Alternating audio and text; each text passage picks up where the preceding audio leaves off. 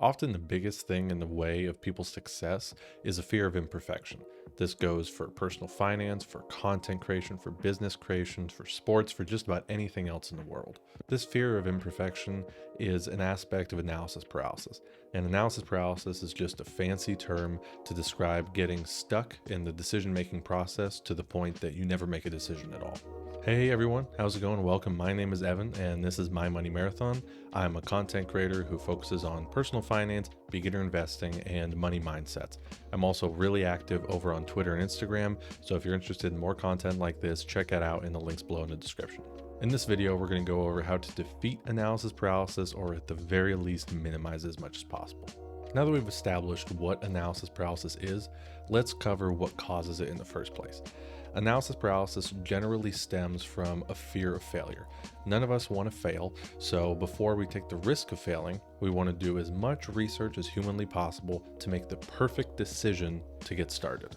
As you can guess, this perfect decision doesn't exist, so we just get stuck in a loop of trying to find the perfect opportunity without ever even putting ourselves out there. An example near and dear to my heart is content creation. A lot of people out there want to become content creators, but get stuck on questions like, what kind of camera should I get? What color should my logo be? Or what exact niche should I target? Though these questions are great questions to ask up front, they never lead to the creator making perfect decisions and making immediate success. It just doesn't happen. And that is my first tip to defeat analysis paralysis, is to look at other successful people in the field you're looking at or the focus you're looking at. These people likely have years of failed creations, missed opportunities, and pivots in their focus. If you really want to emulate their successes, don't be afraid to emulate their failures. My second tip is to picture your future self looking back on your present self.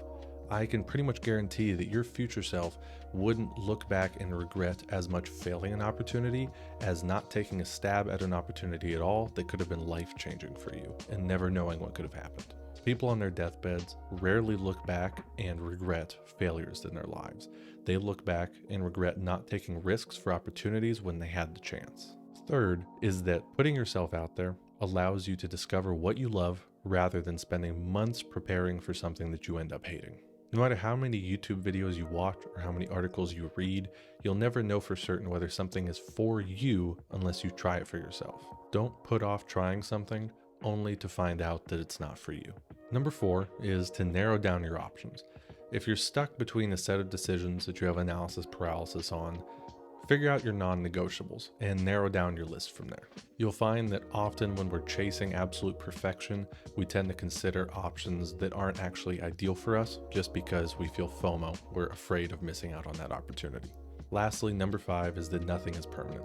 When you're trying to make a decision, it can feel like this is your one opportunity to make this decision and that you have to get it right.